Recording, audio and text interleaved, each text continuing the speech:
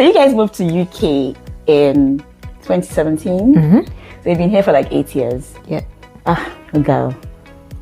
So in those 8 years, what would you say you've achieved? Oh. Maybe you go first. Well, I think we've achieved a lot. I think that it's been 8 years of learning, 8 years of growing, 8 years of understanding a new culture in itself. So I think it also talks a lot about how resilient we didn't know we were by moving here. Because UK will humble you. Yeah, people think migration is that easy thing where you just flip your finger and then you're in a new culture and It's then not you that understand easy. it's not that easy. But I think it's been 8 wonderful years, and I think having each other has been really good. And both of you are doctors. Yep, we are. So how do you manage the challenges of being a doctor, your busy lives, and then being a family as well? Well, I think being both doctors, actually, it's a good thing because there's an understanding of what the other person's life is outside of the house. I never saw it like that. And you can make allowances for whatever comes in. You know that it can be stressful, so you go out into your workplace, you come back home, this person understands what that is like, and you can share stuff, just even share ideas, learn, and decide, okay, fine, we're done with work now, this is home time. So it gives room for being yourself in and out of the house and not feeling like you're juggling two separate lives because you're trying to accommodate somebody else's I've never thought about it like that, I've always felt like if I were to have married a doctor, it would have been very boring. That's how I thought about it. That we'll come back, we'll talk about the same things. I never thought that it would probably be like a better support, kind of like structure. The support is... So that's very interesting. And we do different types of psychiatry. But you're both mental health doctors, you're both psychiatrists. So it's kind of like different similar. spectrums. No, sometimes I have things that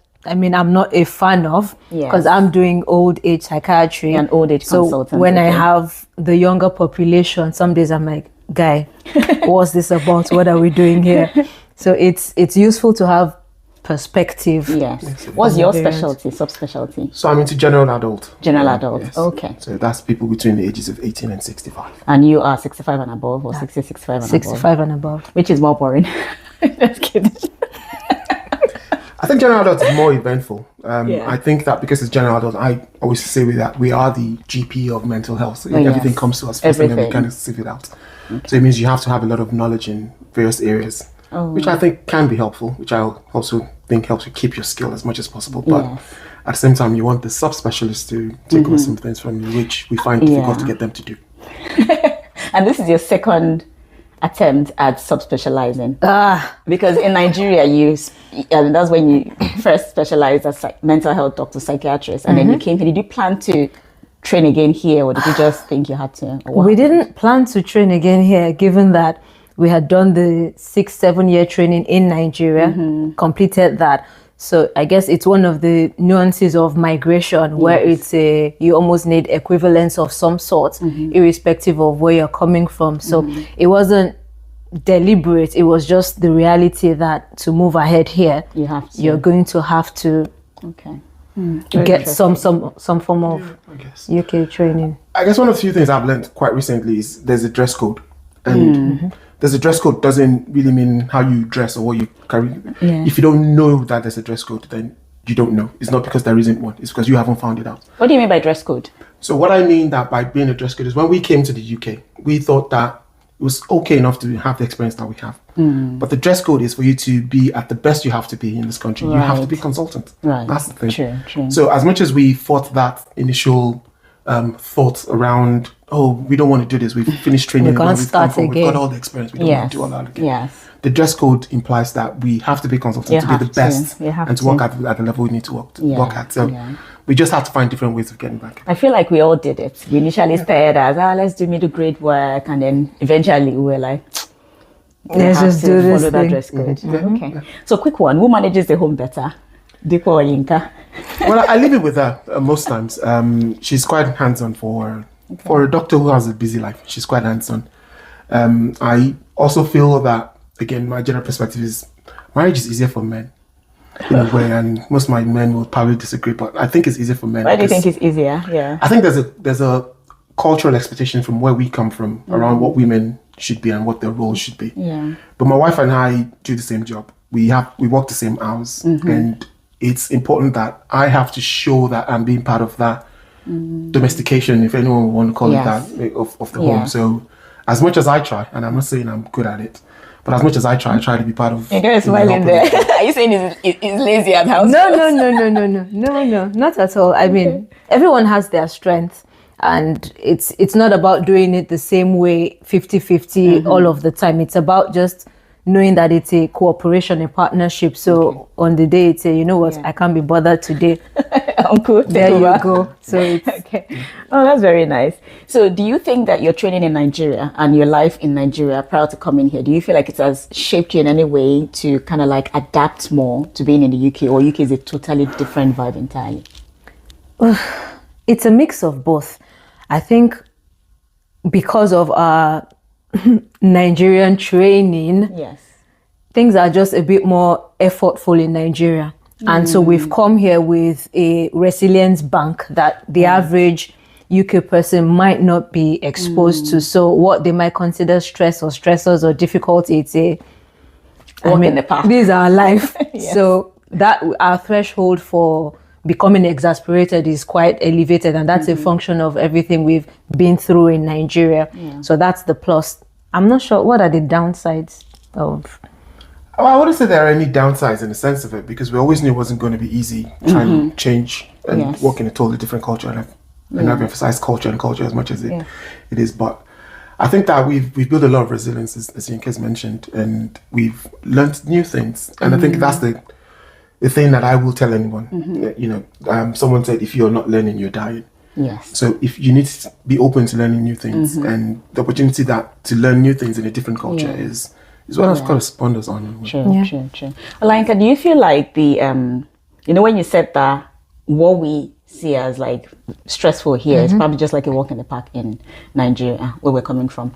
Do you feel like this also applies to, you know, when they say, well, Nigerians are like high flyers in many companies and things like, do you feel like it's how hard things were for us in Nigeria that kind of like shows in our day-to-day in all industries in the UK? Because everywhere you go to be like, the Nigerian doctors or the Nigerian bankers or the Nigerian teachers are really good. Do you feel like it's that kind of like background that we have, or it's just different? It's a mix. I mean, we are probably known to be very industrious people in Nigeria, and the limitation back home would be an enabling environment. Yes. So when you come here where life is easier, you're supported to be your best version, and you provide that to people who are innately hardworking and almost have a sense of wanting to prove themselves. It's just a fire waiting to catch on, and it just explodes into what anybody else will see as excellence, but it's just right person, enabling environment, gritty nature, and hustle spirit. Get it done. Okay. So there's something you guys do as a couple, and you do like tutorials. So tell me about this, because I don't know how to name it or how to place it. So it's a tutorial group for CASC exams. What's CASC? Clinical assessment of skills and competencies. And that's for doctors, yeah? Yes, okay. Largely for doctors, for psychiatrists who are in training. Okay. And they're expected to take these exams. It's one of the 3 stages of exams where you have to take and go into what we call higher training in your pathway to be a consultant. Right. So why we started this, there's a lot of background to it. I think it was more around the fact that we had a lot of pain from it. And we also kind of recognized that there's a lot of cultural basis to the exam that people moving from different cultures into the British culture do not have. I get that. And our educational training as medics from different cultures does not translate into the British culture and their medical training.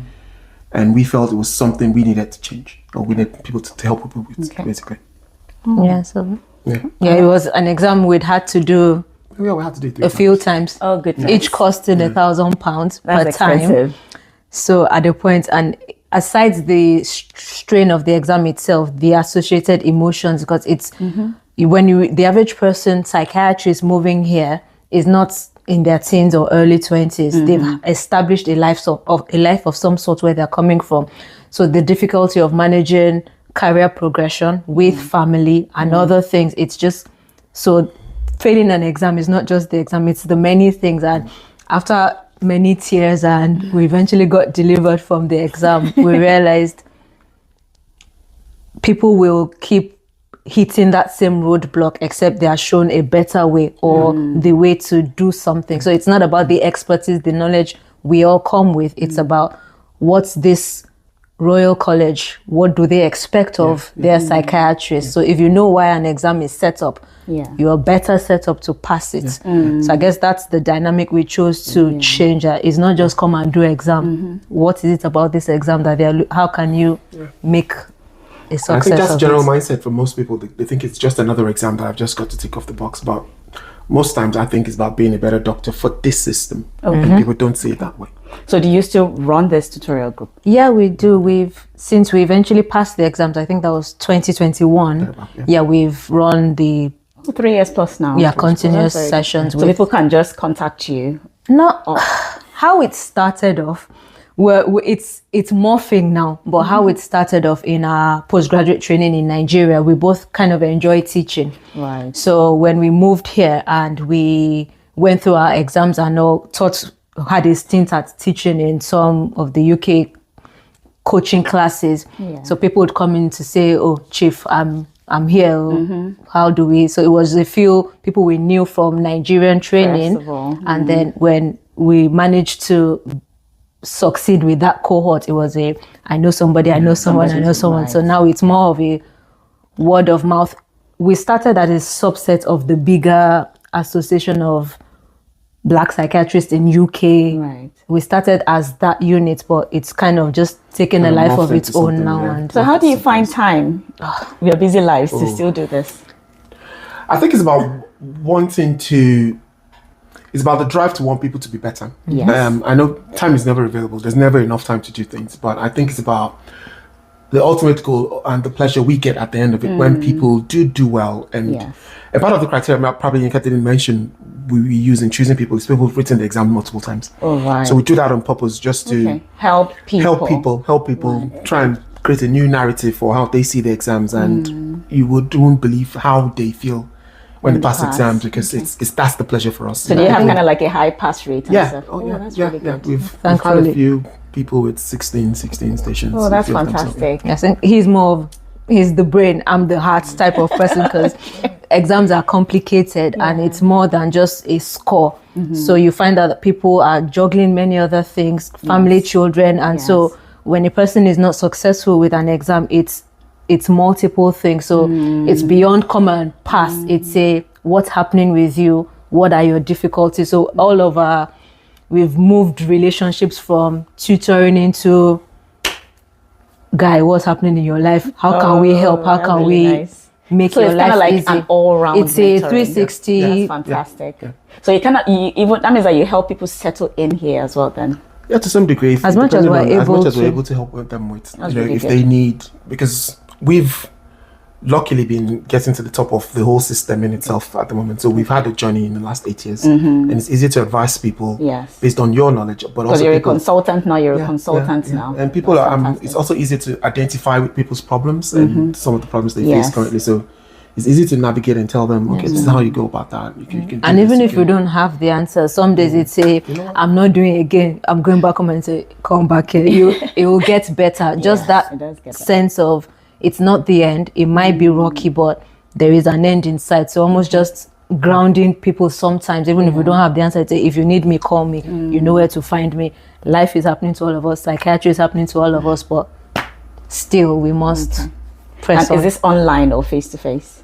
It's a mix. Those who... Most of it has been online, to be honest, but we've had a few people who's joined us who also lived in Newcastle. They've had to come to our homes. Wow. Yeah. What's happening? So you've opened your homes and your lives to people to mentor them this way. Yeah, we had one of our previous, I wouldn't call them trainees, but one of the people who's worked with us called us yesterday about having their first kid. So you become part of their life. Sweet. Yes. Oh, that's really good. But if I may ask, what kind of challenges have you run into with this kind of tutoring group? One, time. Because when we initially started, it was just both of us, and we'd probably have a session, 2-hour sessions 3 times a week. Oh, yeah. Oh. So it was demanding in that way, but as more people have come on board, we've been successful, we're staying with you, we've kind of devolved a bit. But I guess it's managing adults because it's not a young population. So it's how do you begin to whip people's parents into shape? Or some days it's, you know what? Yes. Let people do them, but you also can't let people do them all of the time because there's a goal in sight. So it's just that balance between reining people in sometimes and just acknowledging they are adults and supporting from a distance. So sometimes it's difficult. All right. Yeah. Thank you.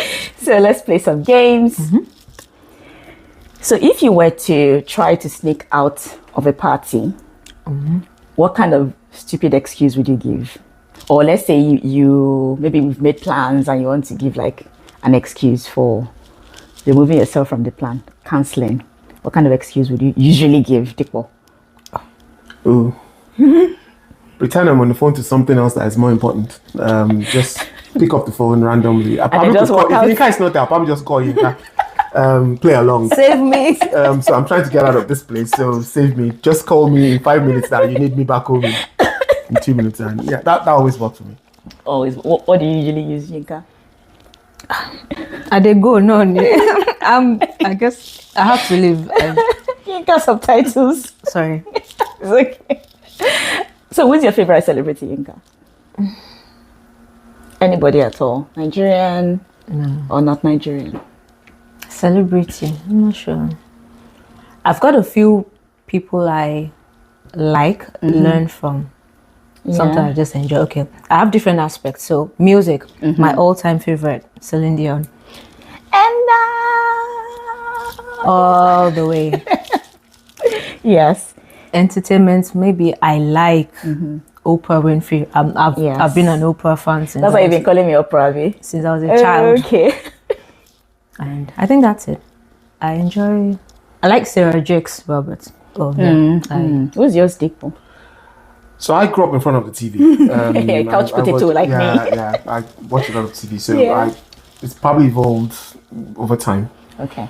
I've had people like Bruce Lee initially because you want to be all the child fighters at home to action stars like Arnold Schwarzenegger and Sylvester Stallone, all of that been.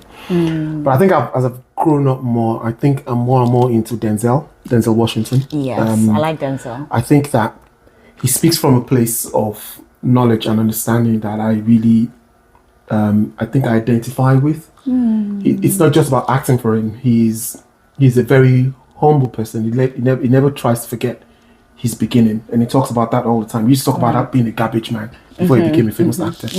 And I think that that's something we all should kind of take from wherever we are, wherever we've become. Don't forget the beginnings. Don't forget it could have been harder than this. So I think he's been fab in that. Very nice. Very nice. So at this point in your lives now, if someone offered you £200,000 to move back to Nigeria, would you take it? I don't think it's enough. How much would be enough? 200 million. Only. So you wouldn't move? Probably not. Okay. Nigeria is better. Electricity is on fleek. The roads are good. Healthcare is fantastic. Would you go for £50,000? I don't think so. Is it one of £50,000? One of How many monthly salary? Would I still be expected to have a stable job? I don't know. Just take the money and go. Again, it's not enough. It's not enough. Okay. It's not enough. Okay. I think with the thing, those questions still come down to the respect for human life that comes in those countries. It's not me knocking Nigeria. I love Nigeria. It's a beautiful place. It's a beautiful place if it works. Yes. And it's a place we will all run back to without the money if it works. But unfortunately, it doesn't work. And unfortunately, there's a lack of respect for people's lives. So your £50,000, once people know that you're in the next list of kidnappers, so that doesn't really help me with anything. It's very heartbreaking, the kidnapping situation. Very. Okay. So let's do this quick idioms or proverbs completion. Don't bite the hand that feeds you. Yeah, the grass is always greener on the other side. Okay. Those who live in glass houses. Don't throw stones. Okay. Make hay while sun shines. Now tell me those things in Yoruba.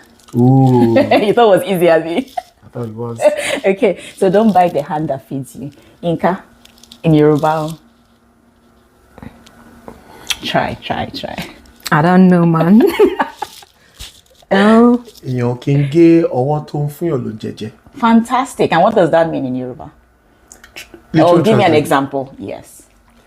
So I work in the NHS. I'm not expected to be a whistleblower.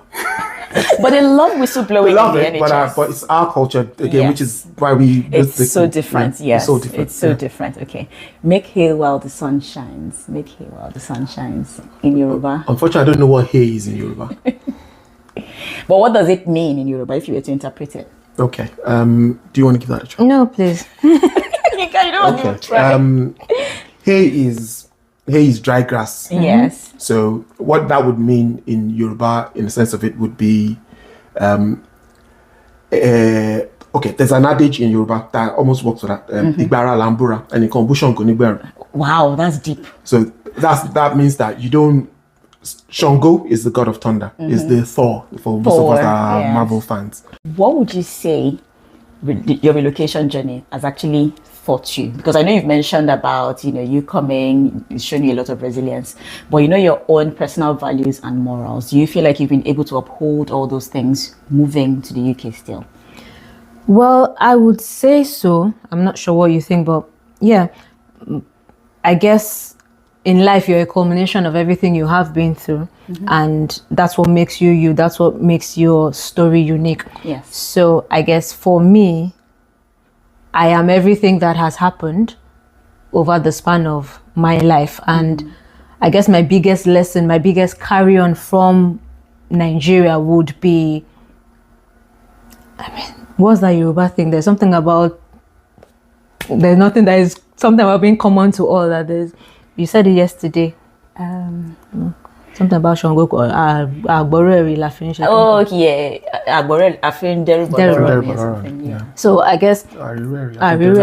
Yes. So I realized just living life and existing that life happens to everybody. The difference is the support and the perspective that people have when they are going through anything at all. So I guess my main value, my driving force for anything would be the person you wanted when life was happening to you. Leave the world, leave people better than you met them.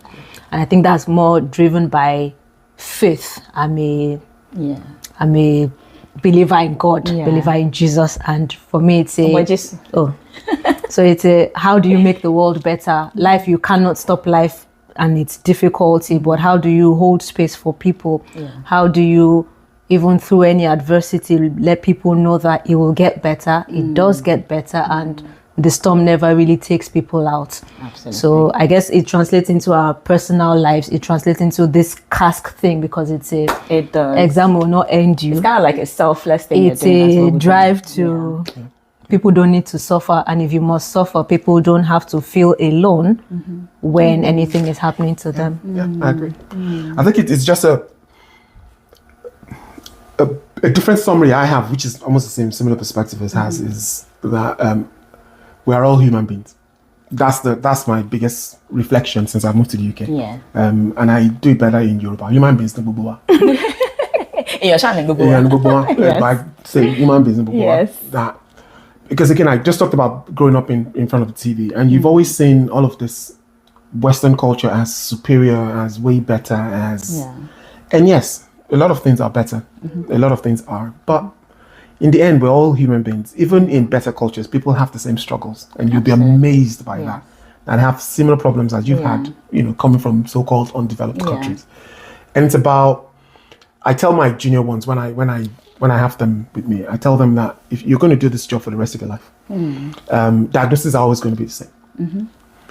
What's going to be different is the stories. If you're not going to invest in people's story, then there's no point being in this journey. Yeah, there's no point. Rush it. You can't rush it. You have to listen to them. You have to enjoy the story. You have to be part of that story. And that's the only way that they would resonate with you and you would resonate with them. Absolutely. And you have to see the human aspect in it. And so it's, again, like Yinka have put it quite well, it's about understanding other people's difficulties and being part of their story, being part of their that journey. I like that. So with all this deep level, you guys now, you guys are deep. So smart.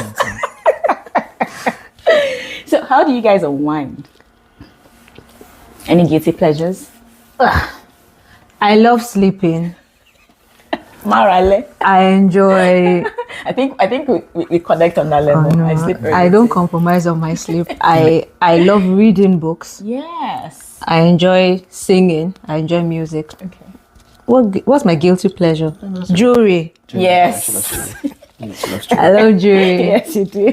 I love Coke. Oh my goodness. Coke. That thing is one of those things that was created that shouldn't have been created. No, there's nothing better than Coke in life. Oh my goodness. Ketchup, Uncle. No. What? A lot of things better than coconut. Sliced bread, ketchup. Sleep and sex. Sorry, I don't know Cat. that. I'm just kidding. Coca-Cola, man. What about you, Dipo? What's your do you have any guilty pleasures? I love to take my time off to sit down. I still love watching movies, so I'm a movie person. I still do that again. But bigger than that, just take me to a nice mall with a good amount of Leave money. Dipo in the mall. Yeah. You like window shopping or actually No, shopping? actually shopping. Oh my goodness. Online shopping has never been for me. I never get the idea of it. You like to be there. I have to be there. immerse I yourself have in to the see it. I have experience. to know what the fabric looks like. I have to Nice. know what it feels like. Yes. I have to know what the combination looks like. That's It's- serious. And then you like Lego as well. Oh, yeah. Oh yes. Oh yes. Thank Yeah. you. Yeah. Apologies. I'm putting that one inside. Okay. So, what kind of exciting things are you guys looking for? So, are you looking at doing new things? Are you looking at, evolving with what you already have? Are you looking at doing some things on social media? What kind of things are you looking to do? Well, What should this we year, expect from Yinka this year? we're looking to be brave. Amen. Amen. I guess this year I'm looking to put myself out there. Well, that's very nice. And I think that's been my greatest resistance, is being subject to any form of judgment or criticism. But what would my ideal self like to do would be create a space where people are free to unburden, be themselves, and just nothing beats a listening ear. Yes. Nothing beats, okay, fine, I'm going through life. Life is going through me, but we are making it to the end. Nothing beats that shoulder or that voice telling you you can do it through, because I've learned that in the most critical times in my life as well, one of my anchors was Leke Alder and his posts. As much as I didn't know what I was doing, I just looked for Jack and Jill. I think it was it Twitter then? Oh, anyway, Jack and Jill, it was Twitter. And just read, okay, what's this man saying? And I felt seen from an older person's write-up. Very nice. So I may never meet him, but I will not forget him. And I feel that's my biggest strength. So do you feel like you can do that for other people as well? I feel like that's what I should do. It's not even I can do. I feel my life's mission is that's good. holding space, burden bearer type of person. How is what I'm not really sure of. I'm still trying to not overextend myself. So I don't want to be what's realistic, but then again, realistic is relative. Yes. I realize I'm enjoying safety too much. So it's about putting myself out there, closing my ears to whatever's going to happen. People think that I know what I'm doing. You do know what you're doing. My circle of influence sometimes think I have something to offer. I'm looking to play on that and just... I think you do it very nicely because you are I wouldn't say unpaid therapist, but you are very easy to talk to kind of person. It's very easy for me to just drop you one or two chats. You see that I do that sometimes. I'll just drop you and say, this I'm feeling, this I'm overwhelmed. And, some things I don't even tell my husband. Sometimes we need friends that we can just tell some things, to say some things to that is outside our comfort zone. Yeah. So you give reassurances in the most playful way that makes me feel seen and heard as well, non-judgmental, even if I'm feeling like, oh, I can't do this anymore, you just like, Auntie, calm down. Let's take it from the start. So you know how to do it in a very nice way without trying too much. So I feel like you should embrace that and just go for it. Yeah, very nice. We'll do that this I don't know year. if it's about you being a psychiatrist or just, but I think it's more like an innate thing. It's a mix of it's a mix of both. I have had hard knocks in life, Yeah. and I've learned through those that life happens to the best of people. It's about letting anyone know that actually it doesn't define you. You will get back up. So how about you, Dipo? Well, I think collectively we're looking at expanding the CASC group. first. We have a small niche of people that we kind of help at the moment. Yes. But the feedback we usually get is, can we open this up and try and do it as much as we can without losing the essence of what it's supposed to be? Because for us, the essence is not just to get people through CASC, it's to helping people, making them better doctors for the system they're in. So we're looking at various things at doing that. I think part of that is I'm doing a book at the moment. You are? Around something like that. Oh, for the tutoring? For the tutoring. Okay. I'm doing some sort of a book. We're looking at animations, which is what Yinka has been doing, trying to find ways to look at you go, girl. Communicate it a little bit more. But as a group, that's what we're doing. As an individual, again, I like the well-rounded human being. I've always felt like I've always got to be a psychiatrist for some reason. I like the totality of being. The mind and the body and the soul, and I always wanted to put that together: the mind, the body, and the soul. So I have this this Instagram page that I've opened for about a year and a half now. Actually titled Mind, Body, and Soul. Really? I've actually not put anything on it. What's stopping you from doing something about it then? I think it's more around fear for myself and the need for perfection sometimes as well. What do you think? I haven't got the right product yet. Start raw, start unhinged, start anyhow, start looking rough, start midnight, start November, start anytime. You're absolutely right. Again, and then outside all of this, seeing you being able to do this is actually quite a huge inspiration for me as well to think, you know what? Thank you. I might as well just give it a shot, because if someone is going out of their comfort zone to do this and be a better human being. We've been here since yesterday. You've helped me rearrange. You've helped me move things on. You can see that it's not perfect, but we keep going for it. My friend Bemi, she sent me a message, like around that time that I was telling you that I was struggling a bit. She said you need a bit of delusion to be able to go for your dreams. If you feel like you can help people, if you feel like you belong to something, or so there's something that you feel like you should be doing, just do it.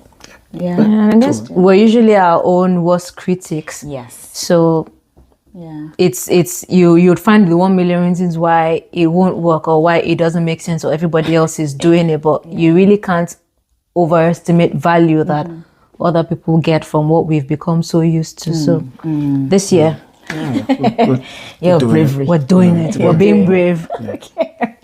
All right. So it's been very, very nice having you guys. Thank you for having us. I like the so fact that you've traveled from somewhere very far. In fact, you'd have reached Lagos and come back. Honestly, there are 6-hour, 8-hour trains to Birmingham. Well, I really appreciate the fact that you guys came down. Thank you for having us. And I like you guys as a team. I like you guys individually as well. And we've continued to build that relationship. And I hope that we can continue to build that relationship together as friends. Sure. And as colleagues as well. Sure. Thank you very much. Thank you for having us. Thank you.